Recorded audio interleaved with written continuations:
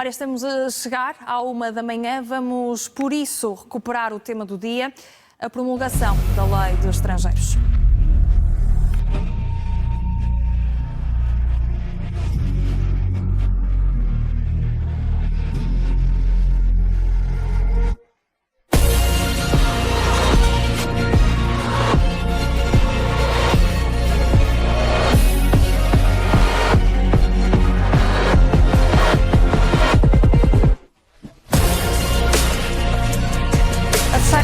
Antecipamos os assuntos que vão marcar as próximas 24 horas. Hoje é notícia o encontro entre os presidentes da Ucrânia e dos Estados Unidos. Zelensky regressa à Casa Branca, um dia depois da longa conversa telefónica entre Donald Trump e Putin.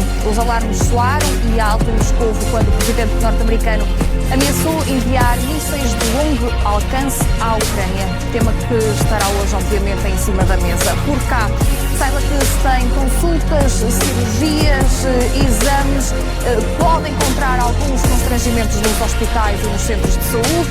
Há greve dos enfermeiros. Os profissionais criticam a falta de avanços do governo na valorização da carreira. A paralisação foi convocada pelo Sindicato dos Enfermeiros Portugueses e há ainda uma concentração junto ao Ministério da Saúde. Hoje espera-se também que sejam conhecidos os resultados da recontagem dos votos em Lisboa. Detectado um erro nos boletins, os 60 votos que não foram contados podem fazer a diferença, nomeadamente entre o vereador do Chega, que pode agora cair para a CDU. Vamos aguardar.